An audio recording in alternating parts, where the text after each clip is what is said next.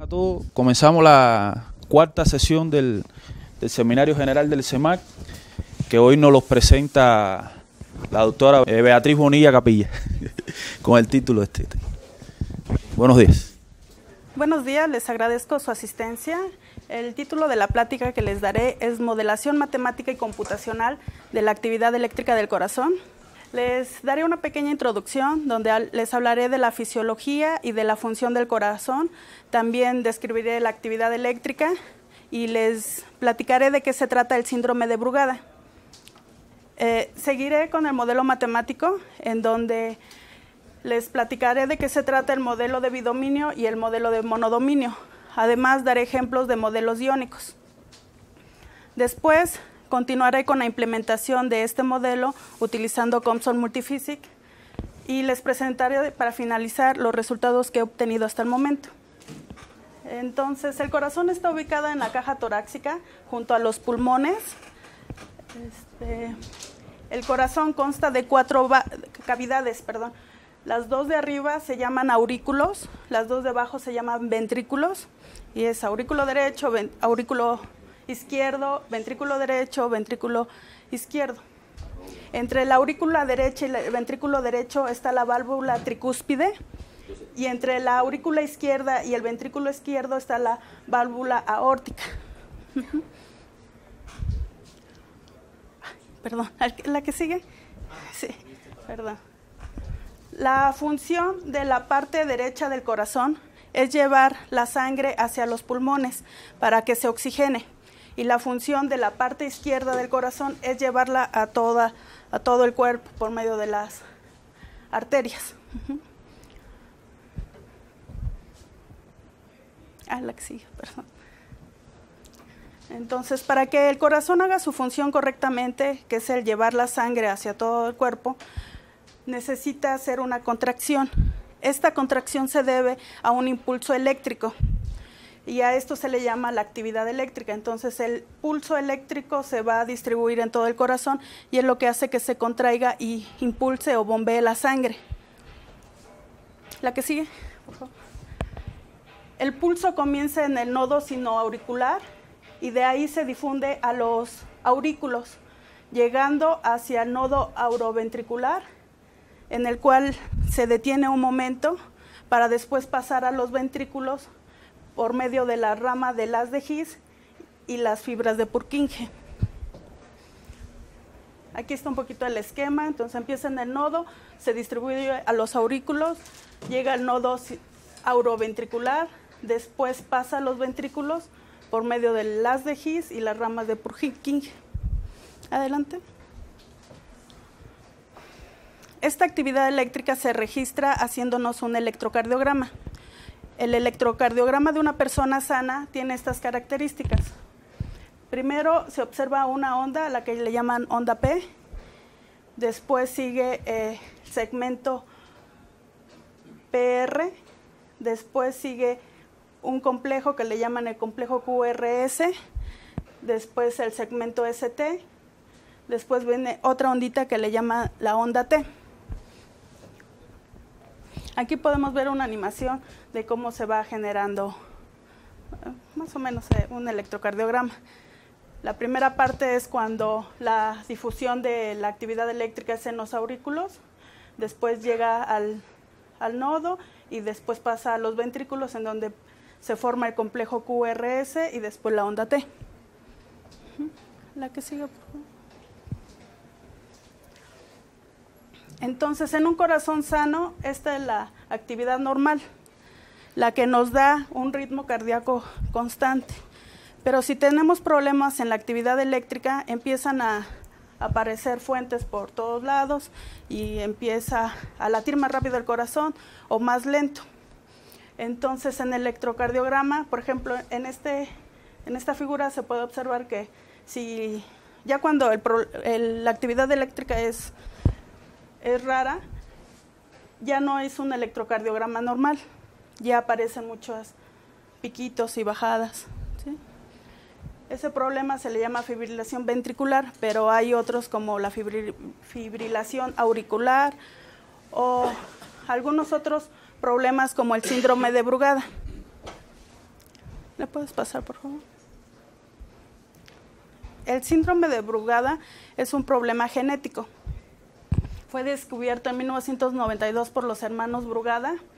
Afecta 5 de 10,000 personas. Es más frecuente en Asia, pero en todas partes hay. Algunas personas pueden sufrir una fibrilación que puede ser todavía controlada y ya lo llevan al médico y pueden observar que tienen Brugada. Pero hay otros pacientes que no, que mueren. Es una muerte súbita. El problema pasa cuando la gente está durmiendo, o sea, se mueren cuando las personas están durmiendo, no cuando están agitados, sino cuando están durmiendo. Y puede aparecer también en niños. Entonces, es un problema importante porque no saben por qué murieron. Entonces, hay pocos pacientes, pero sí hay en donde se les ha hecho el registro y ven su historial médico debido a que su papá o algún familiar falleció de Brugada.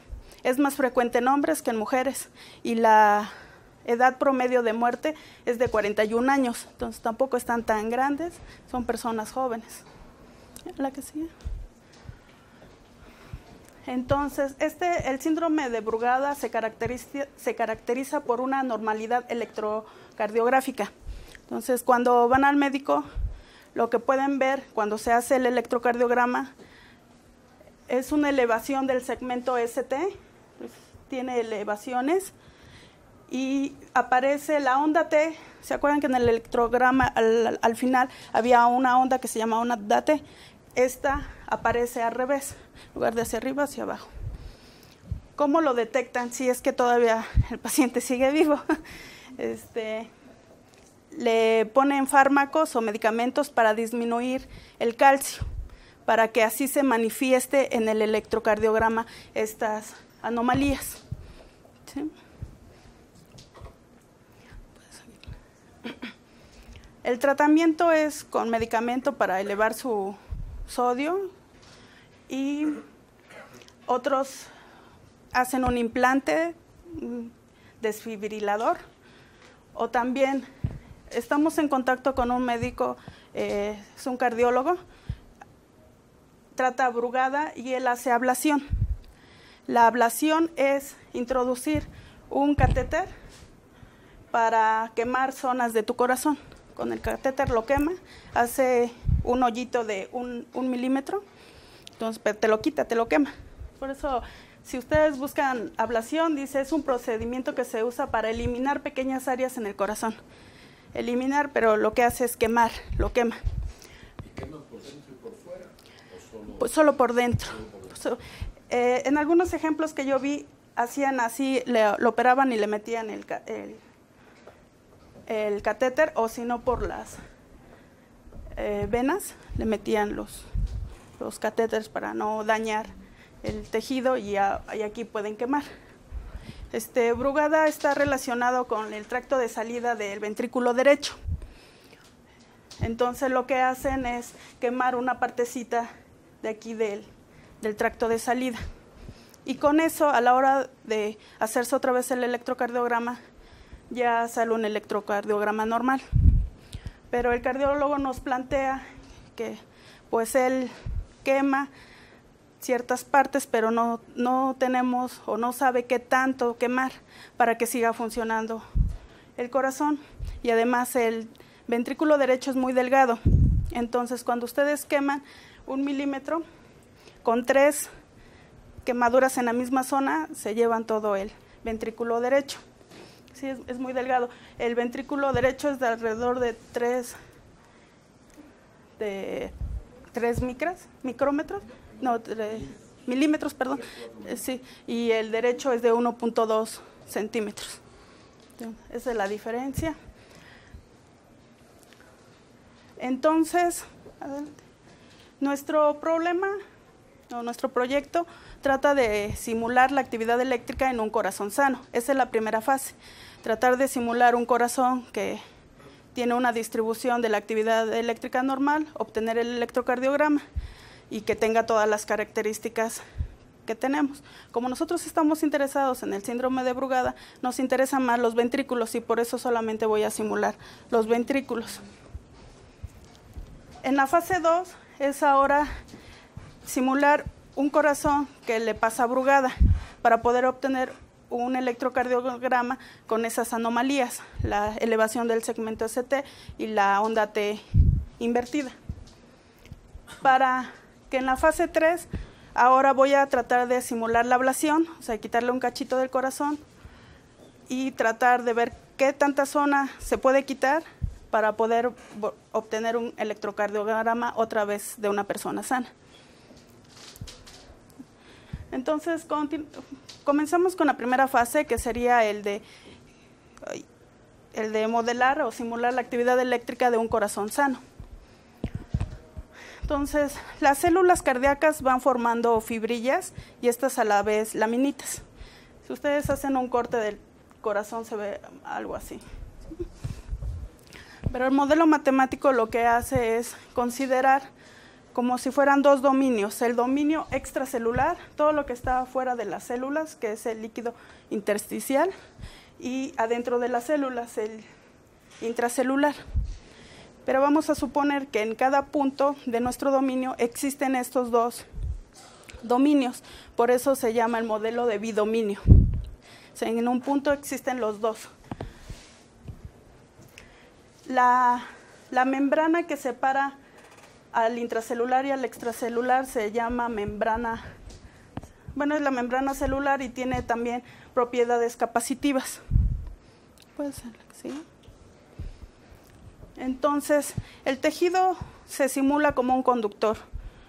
Entonces, la divergencia del gradiente de potencial va a estar dado por las fuentes que lo originan, que originan esta corriente. En nuestro caso, la membrana celular se comporta como un capacitor y por eso va a haber una corriente capacitiva, y aparte hay canales iónicos en donde entran y salen iones de la célula, entonces va a haber una corriente iónica. Estas son las fuentes que nos van a producir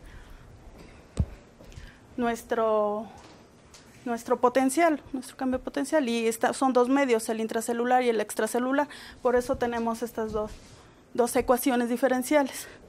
Estas dos ecuaciones comportan el modelo de bidominio. Ahora B es el potencial transmembranal, que está dado por la diferencia de potencial entre el intracelular y el extracelular. Pues, si todo lo expresamos en las variables del potencial transmembranal y el potencial extracelular, las ecuaciones quedan de esta manera, pero son las mismas que las anteriores. Bueno, y se le llama modelo de bidominio. Si nosotros hacemos una suposición que la conductividad eléctrica del medio extracelular es proporcional a la conductividad eléctrica del medio intracelular, si hacemos esta suposición de tener dos ecuaciones diferenciales, pasamos a una sola ecuación diferencial, lo cual nos ayuda a programarlo más fácilmente y también a hacer el análisis teórico, simplifica el problema. Aunque esa es una suposición. Bueno, en las ecuaciones anteriores veíamos lo de la corriente iónica. Entonces, para obtener la corriente iónica necesitamos modelos que nos den el potencial transmembranal. Este es un potencial transmembranal de un ventrículo. Consta de 4 fases. Primero hay una elevación que se debe a que iones de sodio entraron a la célula. Después una fase 2 en donde hay como una meseta. Primero hay una salida de potasio y luego una entrada de calcio. Y ya después se disminuye hasta llegar otra vez a un potencial de reposo, que en las células es alrededor de menos 85 milivoltios. Para las diferentes células, si es una célula del de un aurículo tiene un comportamiento y si es una célula de un ventrículo tiene otro comportamiento. Entonces aquí podemos ver, la amarilla es para una célula no en el nodo sinoidal, el verde para una célula en el músculo de los aurículos, y así ya está la cremita, que es una célula en el músculo ventricular. Pero, pues, adelante. Entonces, el primero que hizo un modelo fue Fishno y Nagumo. Él propone estas dos ecuaciones diferenciales. B es el potencial transmembranal, W es una variable de ayuda, no tiene un significado físico, pero nos ayuda a que la solución tenga esta forma. Se parece un poquito a un potencial de un aurículo, de una célula del aurículo. Pero el problema con este modelo, que sería la línea continua para el potencial transmembranal, es que disminuye y disminuye más del potencial de reposo, lo cual en las células en ninguna de ellas pasa. Entonces, adelante. Roger McCulloch corrigió este error y ahora son dos ecuaciones diferenciales, en donde en el segundo término ahora multiplica por la variable W, y ya la forma del potencial transmembranal ya tiene la forma del potencial real, de un potencial real, al menos de un aurículo, ya tiene más o menos la forma, ¿no? Pero si queremos la del ventrículo, pues ahí sí es muy diferente. Pero este es un modelo simple porque ya nos da la forma y son solamente dos ecuaciones diferenciales. Hay otros modelos en donde ya nos dan un modelo más parecido al del ventrículo, o sea, sube, hay una bajada, una meseta y después disminuye hasta el potencial de reposo. Y ya es más fisiológico porque ya tiene la corriente de sodio, ya toma en cuenta como cosas más fisiológicas, la corriente de sodio, la de calcio, la de potasio, una corriente que le llaman ITO, que es de potasio. Pero este modelo, que es el de Bernus y colaboradores, son 5 ecuaciones diferenciales.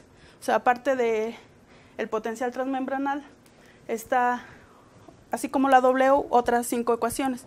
Entonces es un problema más complicado, porque si nosotros queremos resolverlo para un mallado, pues en cada una de las mallas tiene que resolver 5 ecuaciones diferenciales y pues complica el sistema, ¿no? Pues, también en el modelo de Bernus hace la distinción entre una célula que está en el endocardio a una que está en el epicardio. El endocardio es la zona que está más cerca del corazón, está en la parte interna del corazón, y el epicardio es la parte externa, es esta bandita, se le llama epicardio. Todo lo demás es endocardio.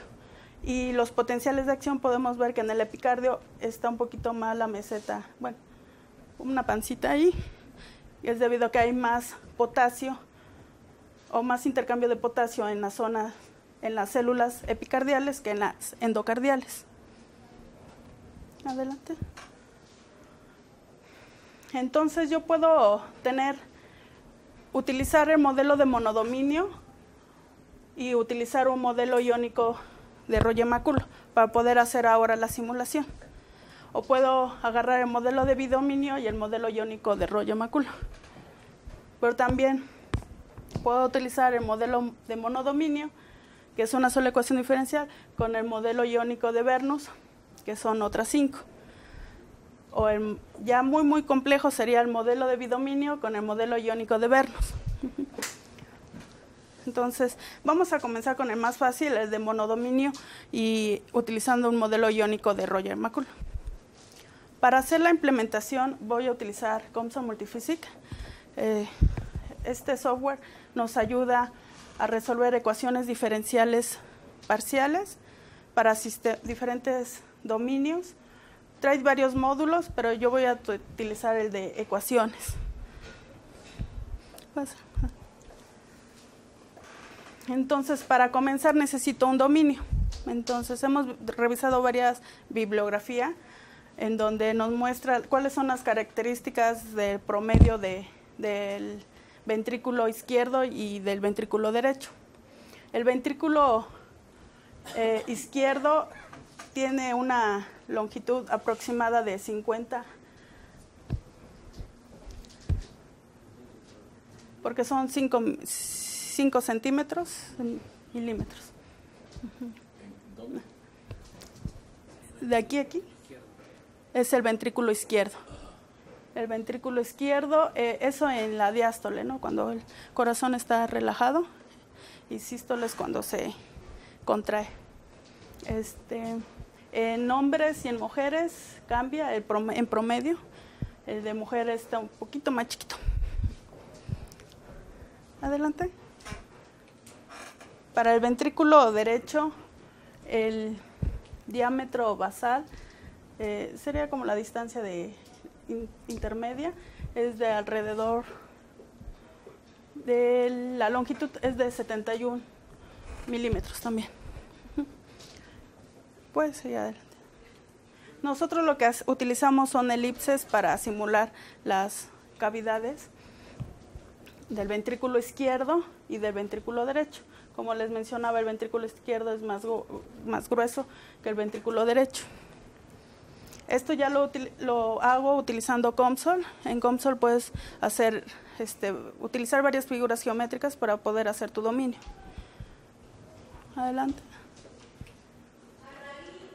La conductividad eléctrica del corazón es compleja también porque el corazón no es una sola banda, sino que si ustedes la desenrollan, llegan hacia, como si tuvieran un bistec o una rachera, le llaman, el método de rachera, que si se va enrollando, ¿no? Así como la madeja de estambre, que va, y está como girando. Entonces, si nosotros hacemos un corte, del endocardio al epicardio, estas fibras van como girando. Entonces, del endocardio son como hacia arriba y del epicardio ya son hacia abajo. Entonces va girando. Si ustedes sacan un cubito, así como todos, va dando la vuelta. Adelante. Entonces, en este artículo, Pierro, Colli y Franzone modelan o parametrizan la conductividad eléctrica. Porque la conductividad eléctrica es mayor sobre esas fibras y es un poquito menos perpendicular a las fibras.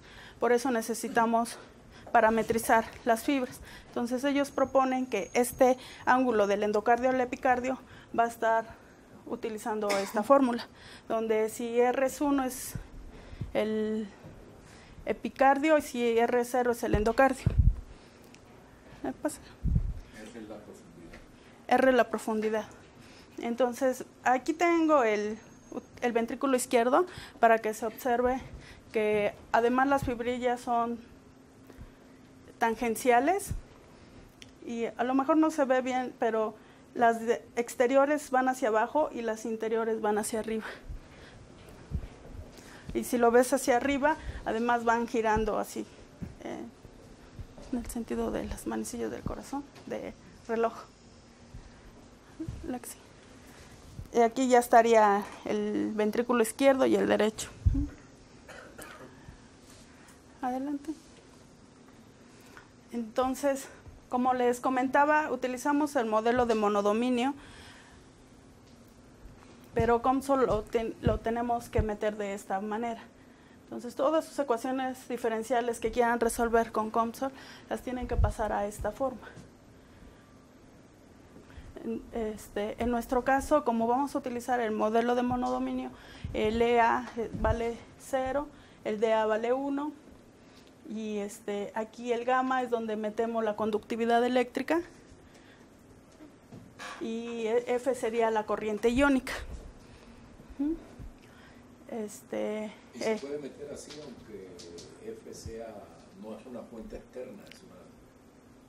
Sí, la fuente, bueno, la F le puedes poner. Meterlo así, aunque la F no es una fuente externa, es parte del modelo. Sí, aquí lo ponemos, puede ser así por parte del modelo o también se le puede agregar una fuente externa. O sea, sí. Lo está poniendo como si fuese veo yo un operador que pone nabla.gamma de U, debe ser. O sea, debe ser como el operador de un tensor Entonces, a lo mejor ahí Gamma es un campo. Es un campo y el campo es sigma gradiente de U. Ah, es el tensor. Y F a lo mejor se entiende como F de U, como una función de la Sí, también. ajá, sí, O sea, puede una F, fuente, pues, el voltaje no está puesto en ajá, la F puede ser un término que dependa de U o que dependa de... Está raro que yo no sabía eso, que Consol hacía eso. Está raro porque generalmente se distingue entre los métodos numéricos para resolver ecuaciones hiperbólicas y parabólicas, porque son procesos completamente diferentes. Y si tú lo pones así, esto es como un proceso de propagación de ondas, donde poniéndole el epsilon A igual a 0 nada más, LA igual a 0, ya lo conviertes en una ecuación parabólica, y que el método Sí, Silva está medio mágico eso, pero bueno, sí, no MATLAB sabía. sí tiene Por cuando por separado, Y que pero lógico, COMSOL sí, no, parece no lógico. hace ninguna distinción y Eso usted puede meter la ecuación de manera general eso no lo sabía y me preocupa. y lo resuelve. Tiene un código que trata de distinguir. Sí, sí, sí, Se el, distingue, ¿no? Que cuando lo haces así ya te lo separa. Es nada más para Si tú le pones facilitar. A igual a 0, dice, pues está parabólica. entonces el método que utiliza es elemento finito. La que sí. La cosa es que ya tú no tienes que preocupar de eso, pero lo hace Lo hace automático. Esta es la animación del resultado utilizando el modelo de monodominio y el modelo iónico de Roger-McCulloch. ¿Qué es lo Con que una estás fuente, ahí, simulando? este ya sería el potencial transmembranal. El resultado del potencial transmembranal, monodominio. Monodominio, ¿y qué perturbación es la que estás metiendo? ¿Qué fuente? Aquí le estoy metiendo una fuente en el interior del corazón, bueno, de los ventrículos, En el interior, en el endocardio, sí. ¿De qué tipo de fuente le estás metiendo? En este ejemplo le puse una gaussiana, un pulso gaussiano. ¿En dónde? En el interior, o sea, en toda la pared interior de los ventrículos. Pero como una pared, una gaussiana en todo el interior. ¿Qué Es- significa eso? O sea, ¿cómo sería? ¿Qué forma tiene la tienes escrita por ahí? Lo que pasa es que no funciona COMSOL en esa máquina, no me había dado cuenta que ya lo habían quitado. Pero una gaussiana en un punto específico. En el tiempo, o sea, Ah, lo una aplica gaussiana en el tiempo. Pero distribuida uniformemente sobre en todo todo el interior. O sea, la S en T es una gaussiana. Sí, Entonces es una condición de contorno. es una condición de contorno y en el interior del endocardio. Sí. ¿Por qué no también calcula el potencial extracelular? Porque el potencial, la ecuación de un monodominio para el potencial de membrana. Sí, Cuando tú calculas el potencial de membrana, resolviendo una ecuación elíptica que me imagino que la resuelva también muy bien el pues obtiene el potencial extracelular. Que ya sí son las mediciones que se hacen ahí, me imagino, en el... con los correctogramas. Aún no he ingresado esa ecuación, o sea, sí se podría, pero todavía no lo he hecho. O sea, ahorita nada más tengo este resultado en donde utilizo la ecuación de monodominio y obtengo el potencial transmembranal. Adelante. Entonces, podemos utilizar y conocer el potencial transmembranal en cualquier punto. O sea, tú pones varios puntos, por ejemplo, ahí yo puse uno en el ventrículo derecho, uno en el ventrículo izquierdo y uno en el ventrículo izquierdo, pero en la parte inferior. Y le dices que te grafique el resultado en una sola gráfica, ¿no? Entonces, ¿El verde cuál es? el verde es el... Ahí pones las coordenadas. Sí, se pongo las coordenadas. 00.5, entonces es aquí en esta zona. Ajá. El verde no es 0,525, 0 o no. El morado es 0,20. No sé. No será el morado el de abajito. X.5, O es 0,2. que casi no se distingue bien, El ¿verdad? azulito 0,0546.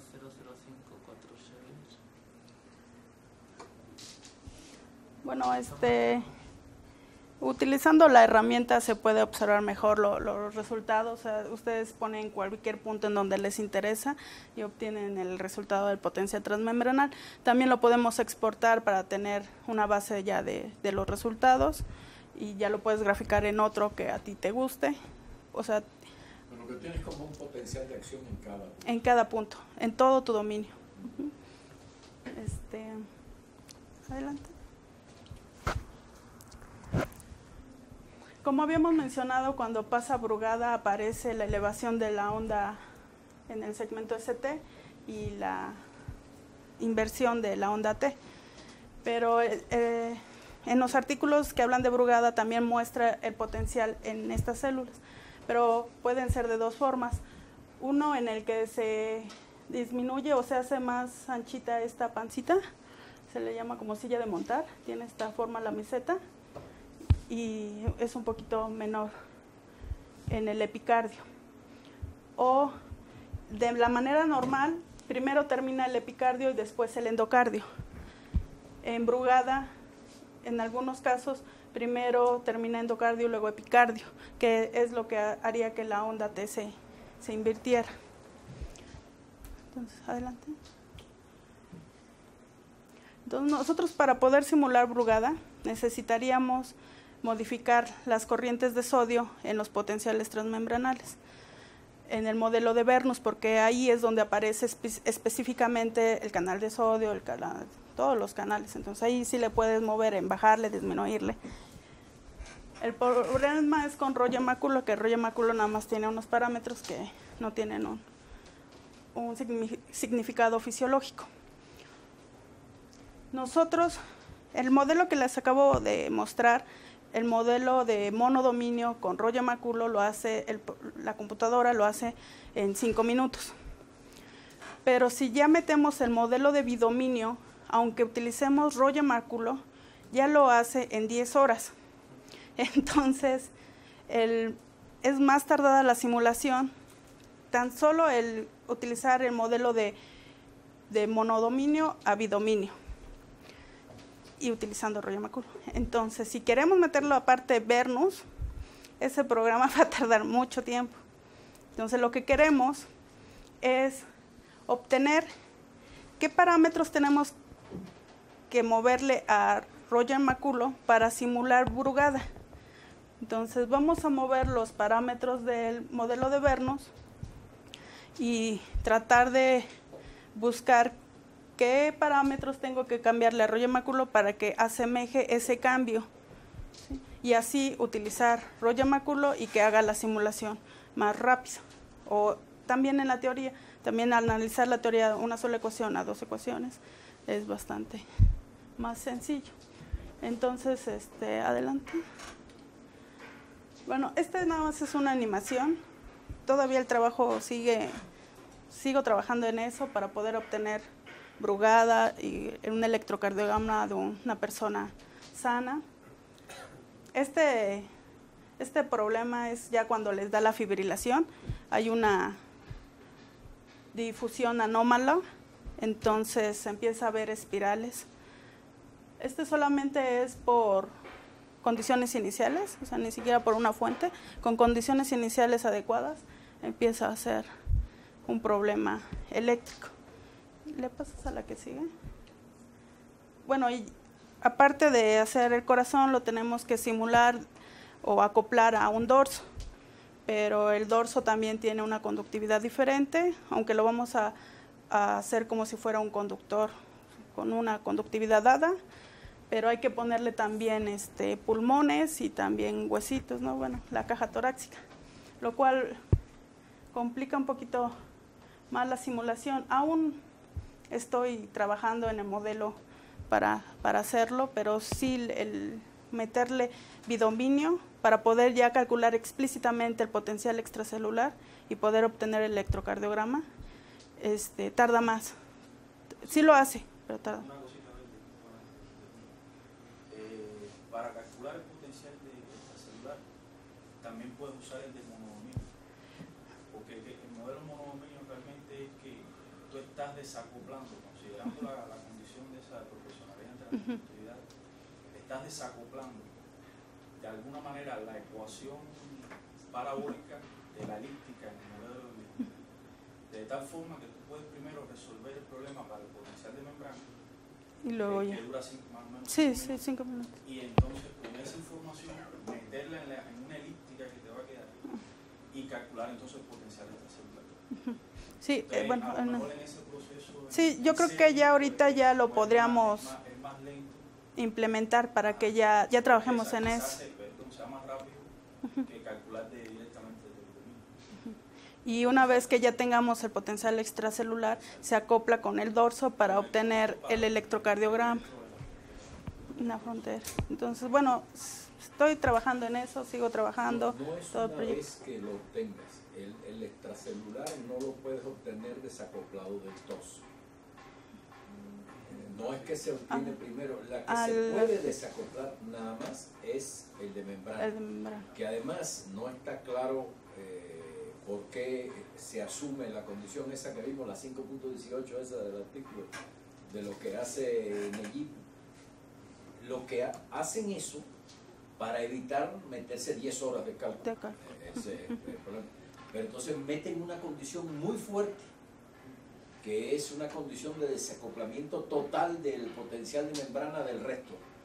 Y después hacen comparaciones entre lo que pasaría si resuelves el problema directamente completo con el bidominio y este modelo. Y resulta que ven que hay cosas que se parecen y tal, y entonces dicen, bueno, se puede.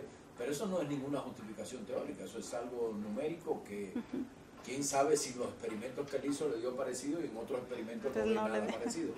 Pero se pueden hacer desacoplamientos que permitan resolver el problema mucho más simple, que esas son cosas que tenemos que discutir, sin necesidad de imponer una condición tan fuerte como el desacoplamiento completo del potencial de membrana. Sí, porque en cualquier caso sí puedes resolver el problema primero para el potencial de membrana, sin suponer el transfer. Eso sí lo puedes hacer, resolver solo el termodominio para membrana y después entonces usar la información para el extracelular. Sí, ahora, bueno, sí desacoplar lo que dice el doctor Fraga, usar esa condición de desacoplamiento de membrana con el de extracelular, pues eso está muy claro. Sí, lo que pasa es que el desacoplamiento que proponen allí, ellos lo que hacen es que primero resuelven el potencial de membrana para el de monodominio nada más. ¿Aislado o...? Aislado. Aislado. Aislado, Sí, lo aíslan. Y esa ahí, condición de eso también. aislamiento es la que es muy fuerte. Exacto. Como si el corazón estuviera fuera del pecho. Después entonces consideran ese potencial de membrana para meterlo en la ecuación para el potencial extracelular y entonces resuelven el sistema acoplado del potencial extracelular con el potencial del torso. Eso es lo que hacen allí. Y entonces el potencial del torso cuando lo tienen lo restringen a la superficie y ese es el electro. Y así recuperan el electro. Realmente hay que hacer el problema, y yo digo que hay que hacer el problema un poco, o sea, que para que todo funcione bien, si yo quiero recuperar la actividad dentro del corazón, yo tengo que utilizar la medición electrocardiográfica para resolver primero un problema donde se acopla el potencial, ¿cómo se llama? Transmembrana, ¿no? No, el potencial del torso con el extracelular y resolver un problema inverso. Y después que resuelves ese problema inverso, ya entonces sustituyes la solución de ese problema inverso en el potencial, en la ecuación de bidominio, no en la de monodominio, y encuentras el potencial de membrana. Y una vez que encuentras el potencial de membrana, puedes encontrar también el potencial extracelular. Y ahí nada más que hace falta una sola condición, porque como no estás resolviendo ningún problema inverso adentro, con la condición de Neumann nada más es suficiente. Y entonces es resolviendo de afuera hacia adentro, y no de adentro hacia afuera como proponen ellos. Por eso, para resolver de adentro hacia afuera, tienen que asumir es un detalle muy sutil, pero es el tipo de cosas que nosotros podemos aportar. No hacer lo mismo que hace el JIP, eso lo tenemos que discutir, porque ese es el aporte precisamente de lo que nosotros podemos hacer. Bueno, hay mucho trabajo en este campo. Lo que nosotros intentamos es ayudar al cardiólogo a tener métodos de prevención y pues sugerir algún tratamiento, pero apenas estamos comenzando y algún día podremos llegar. Y bueno, este es el equipo, el centro multidisciplinario. ¿Le adelantas, por favor? Falta gente ahí, Falta mucho. Y bueno, la siguiente semana es el workshop. No estaba, No, sí, ese día. Sí, él sí estaba.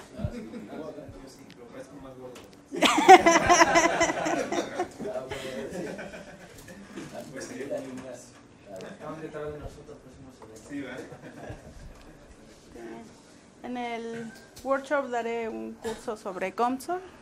Ya está lleno. Ya está agotada la asistencia. Agotadas las entradas y pues les agradezco su asistencia y esos son mis correos si tienen alguna duda, pregunta.